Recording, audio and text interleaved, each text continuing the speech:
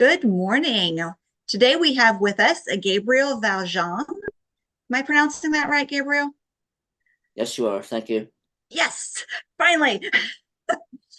And Gabriel is the Agatha, Anthony, Derringer, and Silver Falchion nominated winner of author of the Shane Cleary Mysteries with Level Best Books. And you are a member of every organization that I can think of, and you are all over the place. I see you everywhere promoting and sharing, and like you are a big supporter of all authors. And we really thank you for that. So, welcome. Thank you. Thanks for having me. Just one correction. I was nominated. The only award I have won is the McCavity. So Yes, I've and I missed that one. nominated for everything else. And the Shamus. I was nominated for the Shamus. Yes. But that's okay. So, we're here to talk about your Shane Cleary mysteries. And I have a copy of The Big Okay. Lie, which is your newest. But let's get Sure. started. Tell us a little bit about Shane. Okay. So Shane, the series is set in Boston in 1970s. Mhm. Shane is a PI after he lost his job with the Boston Police Department. And now he's flying solo, trying to make a living. Um, he has a girlfriend, Bonnie, who's a lawyer. He has various friends in the community, which the series is set in the South End, Mhm. which is different from South Boston. The South End uh, in the 70s was a very diverse neighborhood. Latinos, African Americans, gays, straight, you name it. Um, a little rundown. It certainly had character, but has since been gentrified. So Shane takes on cases from people who just are not getting what they need from, the Boston Police Department. So in the first novel, he actually gets hired by his ex-girlfriend. This is before Bonnie came into the picture. So the ex-girlfriend is now married. The husband, who's a real sleazebag, old money, thinks he's being blackmailed. Second Shane Cleary Symphony Road is actually based on real events that happened here in Boston in the late 70s. There was an arson for profit ring going on that just really showcased the corruption in Boston. It was tied in with City Hall, inspectors, insurance adjusters, state police. It was a real mess.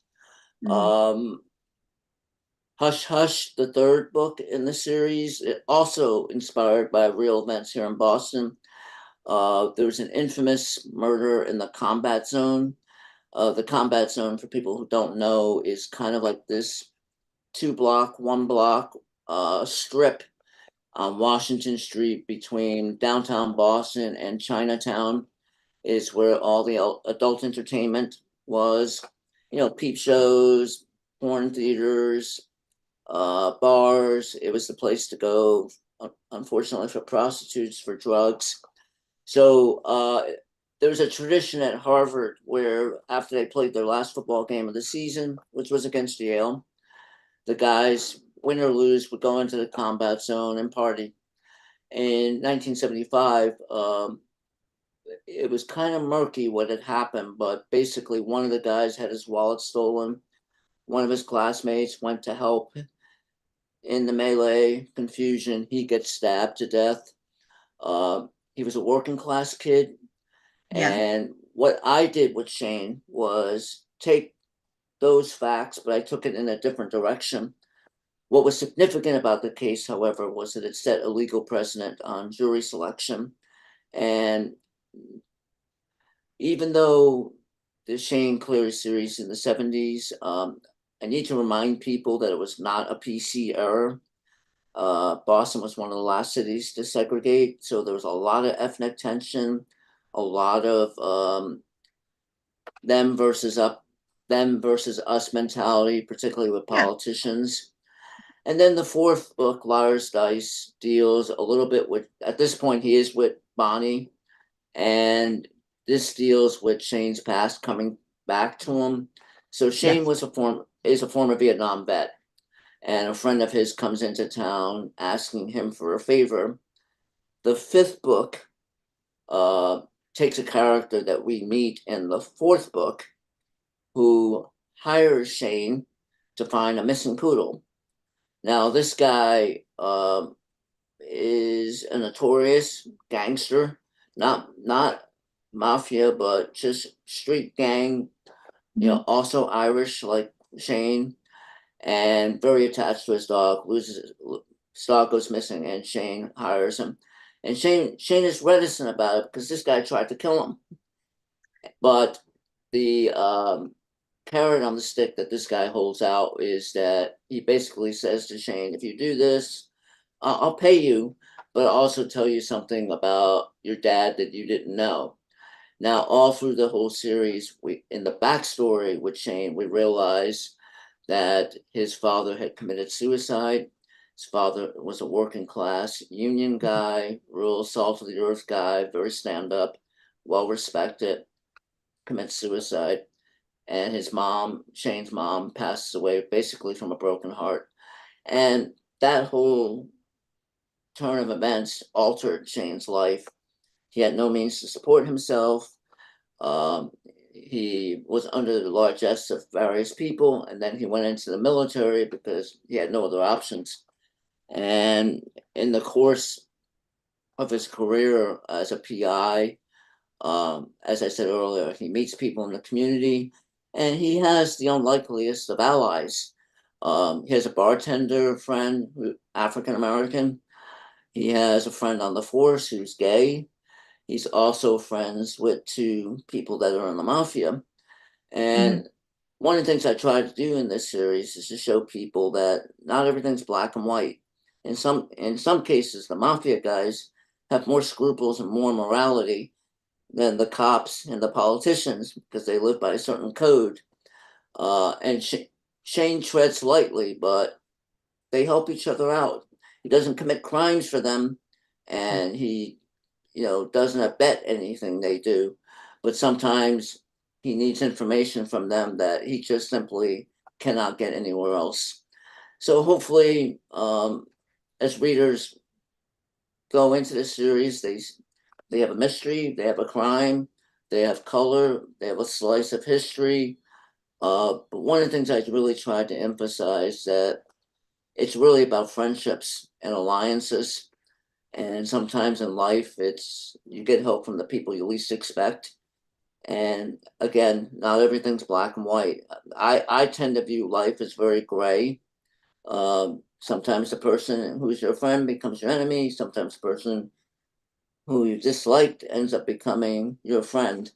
I've had that happen in my personal life, so I try to bring that over into my fiction. Yeah, you bring a lot So, of real emotion and situations into your books. and I try to bring some humor in too. I mean, Yes. um, I know there's, I know Hardboiled and Noir is dark, and you're dealing with dark subjects, but I don't read to get depressed. I read to be entertained, but I also want to learn something, and I want some levity in it, and I also hope that readers realize that um, I personally think violence is very easy to write. Mhm. It's very easy to write dark. What I think is harder to write is dimensionality, showing how somebody could be bad but also be good. But I also think humor is very hard to write because, there's always that chance that the joke or whatever it is that you're doing can fall flat, or, you may offend somebody. Mhm. So most of my humor is contextual. Um, I'll give you one good example. Tony Two Times, who is this big hulking mafia guy, really, really scary. Uh, there's a running theme. He's trying to quit smoking, and he can't. So every time, and he's called Tony Two Times because he can't seem to light a cigarette on the first try. So he's always trying to quit, and it's a running joke. And he's the type of guy you don't want to crack a joke up. You don't want to joke with him, but Shane can get away with it. It shows that there's a level of comfort between the two of them. but there's always a little bit of an edge. So Yeah. So how did you come up with the concept for Shane, the character? um well, there was a couple of things. I mean, obviously, if you're writing about Boston, it's very, very hard to not run under the shadow of Robert Parker, with Spencer and Hawk. Of course, you have Dennis Lehane. That's why I picked the South End as opposed to South Boston. Dennis writes about South Boston. Um, Robert Robert Parker wrote all around Boston, sometimes a little bit outside of Boston. And then the guy who kind of started it all and put Boston on the map was George V. Higgins. We're friends of Eddie Coyle. And the interesting thing about Eddie Coyle is it's all dialogue, and you get the personalities through dialogue. So that's something I try to do with my story. And one of the things I got tired of when I was reading crime fiction was I wanted to change up the tropes that you encounter. And by tropes, I mean, the usual stereotype. You got a former cop. Okay, Shane is that. Former vet. Well, Shane is that, but he's not an alcoholic or a recovering alcoholic. He doesn't have anger management issues. Um, he can take a punch and give a punch, but he's not Jack Reacher that just, like the rechargeable bunny, it just keeps going and going and going. I wanted to give him some depth and some humanity, not make him a superhero, but make him flawed in different ways. Um, the other thing I did with Shane that kind of a little bit different is um, I gave him a pet. So he has a cat named Delilah. And she really is, it's kind of a tip to the cozy mystery genre where, you have a companion. Most people have a cat or a dog or whatever, but she's really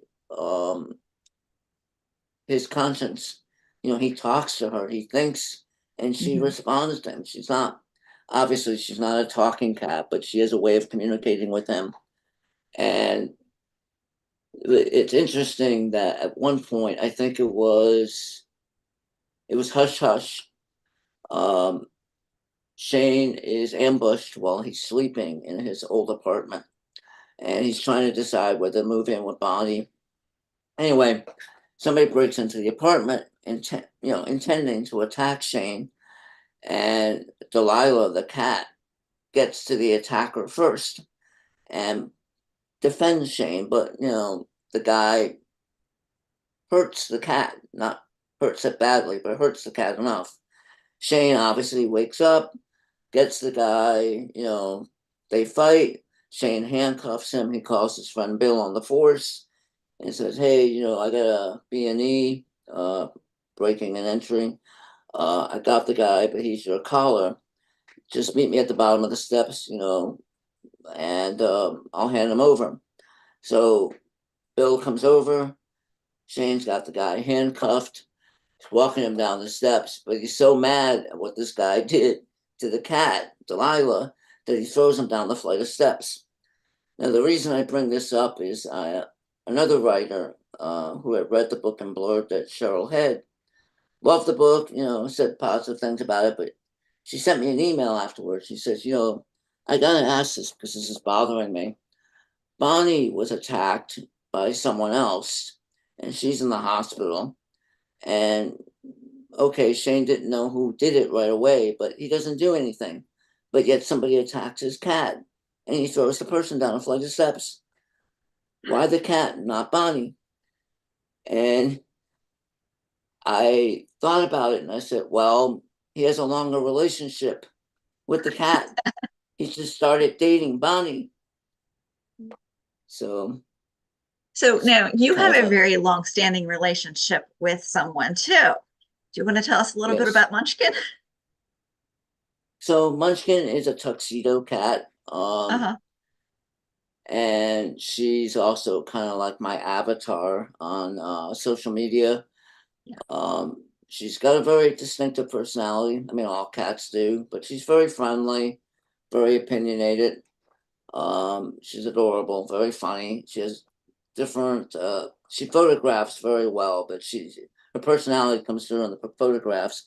So I use her a lot in memes on Twitter, Facebook. I just find that when it comes to social media, rather than talking about myself all the time, you know, I use the cat for humor and also for promoting other, writers. Basically, with social media, I really try to be positive and optimistic, have Very much people are. come to my channel or whatever you want to call it, and they could see something humorous, start off their day with something positive. You know, hard not to laugh at a cat or a dog. So at the same So time, you're not sitting there screaming by my book. does Munchkin give her opinions about your book? She gives her opinion about some of the characters, Yeah. and some of the time I use her to kind of talk about writing, Yeah. and how cats, anybody who writes knows that cats like to interfere. They'll walk on the desk if they feel they're being ignored. They'll sit on the keyboard. Um, with her, she'll sit on my chair. I have to relocate her, and she's not happy about that. Sometimes I look down, she's staring at me because she feels like I need a break. I've ignored her too long, so she wants a treat. She wants to be petted. So definitely a lot of personality. And she was adopted. I got her at the Boston Animal Rescue League, which is down the street from me. And I like cats. I mean, I love animals in general, but cats are a little bit more low maintenance. Yes. Dog, you have to walk. They're kind of a little bit more dependent. Cats, as you know, could be very independent. Yes, very. So, Yeah. Um, so in The Big Lie, we've touched on it a little bit, but I've noticed that all of your books are very much standalones. So, I okay, mean, you can jump in anywhere. Yeah, there's the common theme and the characters grow and the relationship between the characters grow, but people have said that they've been able to jump in with any of your books and completely enjoy the story without feeling lost or um, okay. like they couldn't have read the other one. So that's like a great thing. But tell us a little bit about some of the characters in The Big Lie and who we would Okay. meet. Okay. So you're right. That they can be read as standalone. I hope, however, that if you read from book one through book five, you'll become aware of a longer arc, Mhm. Yeah. story or character arc with Shane. He's a different person by book five than he was in book one. And there's this ongoing thing with his father. So in terms of the characters, I mentioned Tony a few times earlier. His boss is Mr. B, who is basically the head of the mafia, the Italian mafia here in Boston. And he's actually very ethical. He is a very fair person. Um, yes, he's a criminal, but he's not a thug. Yes. Hopefully that distinction is there. Tony's a little bit edgier. You can sense that the violence is there, whereas Mr. B is a little bit more sophisticated. He's cultured. Um, Bill, who is Shane's friend on the police force, is closeted and gay, also a Yes. former military veteran. Now he's closeted because in the 70s, finding out being found out that you were gay would be a career ender. It was Yeah. also very, very dangerous, not only with the homophobia in society, but there was also a good chance that his colleagues would not come to support him because he was gay. Uh, he also has his own war experience. Like I said, he's from Vietnam, or he was a Vietnam veteran. Bonnie is about Shane's age. She is a young woman that comes from the Midwest, went to law school in Boston, basically is up and coming. She's a criminal lawyer, so she's also dealing with the sexism of the law firm, and you see that in the book also. She's very independent. She does not want to get married, although she wants a relationship with Shane. She's very clear that she wants her career. She wants to get established. She doesn't want to be dependent on someone. Then let's see, John and Sylvia are an African American couple Mhm. who we find out migrated from the South, went to Chicago, and then ultimately came to Boston. Sylvia is a small business owner. She runs a soul food restaurant. John is a bartender. He owns his own bar in Central Square, which is a real place in Boston. And each one of these people, you see the things that they encounter in their life. John runs a bar that caters primarily to African American clientele. So it's a Yeah. little humorous when Shane walks in. So he's the only white guy in the place. But John, has experienced hardship and obviously racism and discrimination in his travels through life, and also in Boston. As a bartender, he's got guys trying to shake him down for protection money. They're threatening him all the time. Shane helps him out with that. Um, Shane also, through Bill, gets to see the gay Boston. I don't know any other way of saying it. He gets access to that side of the world that he normally wouldn't know because he's straight. Um, and the city's also a character. You learn about Boston as it's changing at that time, and it wasn't an easy place. And one of the things I like to remind people is that, as I said earlier, it wasn't PC, but you know things were very different. Things I think were very raw. One of the choices I had to make was to tone down the language of the era. As a kid, I grew up with it. Um, that language would not fly today in today's fiction, wouldn't Right. be Yeah. acceptable.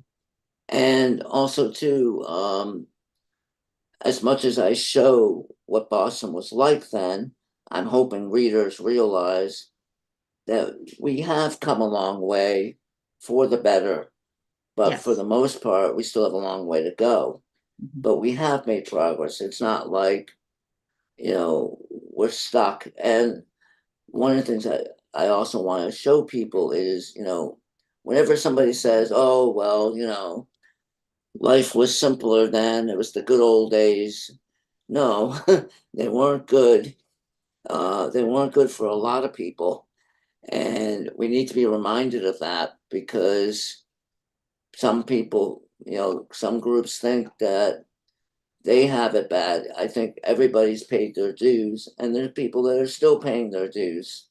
Uh, but the laws have changed.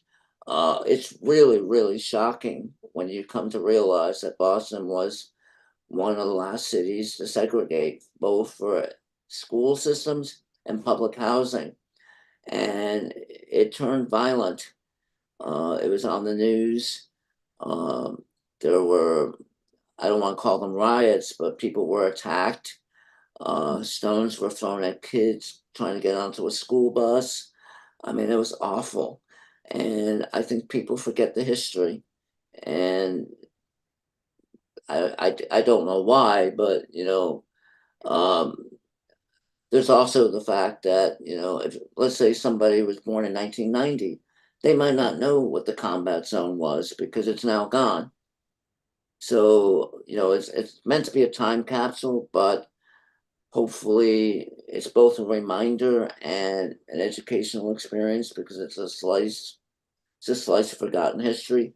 And excuse me, one of the things I did in two of the books, um, Hush Hush in particular, is I wrote an afterword.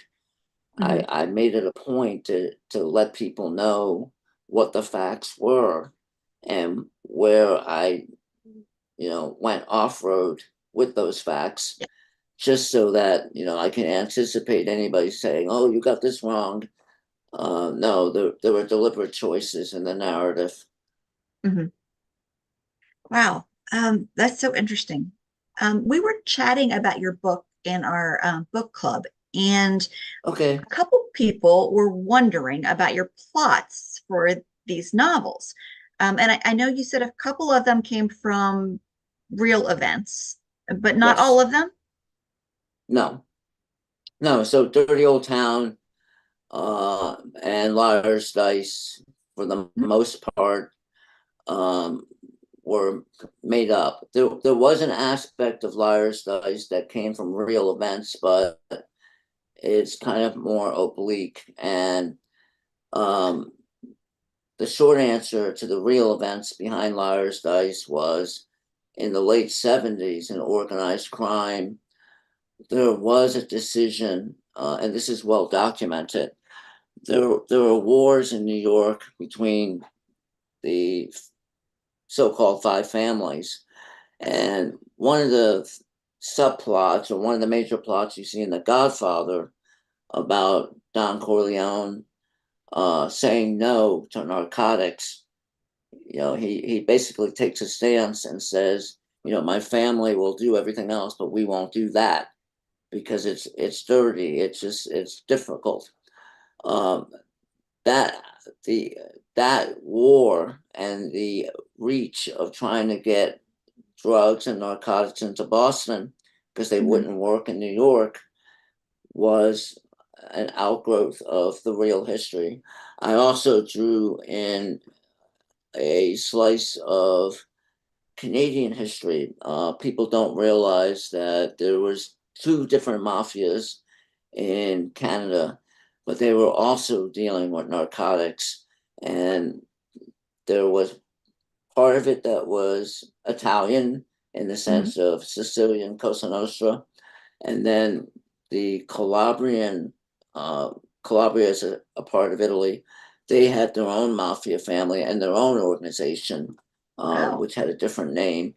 So the threads of that come into Liar's Dice, but it's not overly emphasized.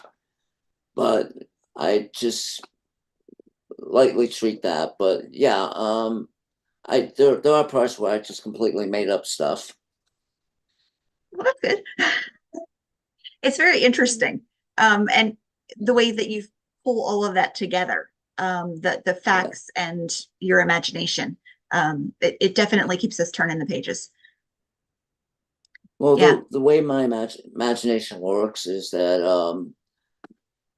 I tend to, each one of my chapters comes to me as a scene. I think in scenes. I Hmm. just think about, okay, what if I have these two people in the room? What are they going to talk about? What's where are they in relation to the subplot? Then it becomes for the writing, because I don't know, six, seven main people. Um, Yes. for pacing, I try to think of alternating between plot, subplot, or from character to character, so that you get a change. And if I end one chapter here, I either continue the scene, or the reader turns a page and they get a new scene and they're like, oh, okay, but I know that still needs to be taken care of, and that helps set the pace. I try hard to write clean and spare, because I think people can be impatient, and I think sometimes when you throw in too much information, uh, particularly people who love mysteries, they, because they're sitting there, and believe me, I know some of them take notes, they drop, it's unbelievable. But if you throw too much information, sometimes readers don't know what's important. Yes. Mhm. But I also just, I give enough so that they can keep going. And I try to design all my books so that they can be read in one afternoon. Mhm. Yeah. And Shane Cleary isn't your only set of books. You have other series as well. Yes. So I have another series called The Company Files, Mhm. which is about the early days of the CIA. I have three books in that. Those the rights have reverted back to me, so I gave those to Level Best, and they will be reissued. Oh, that's amazing. So basically, they're espionage thriller. Again, it relies a lot on relationships, Mhm. and they go from Vienna to LA to New York, and it's really some of it's inspired by history, but I really tried to show that after World War II, the world fell into our laps and we needed an intelligence agency, but we really didn't know what we were doing. And we made a lot of mistakes. Um, then my other series, the Roma series, which is about a woman. She's the lead character. She's a forensic accountant. She worked for a covert agency embedded within the US government, and she grows to mistrust them, and Mhm. she flees the country. She goes to Italy. So the series goes around Italy, but also comes to Boston twice.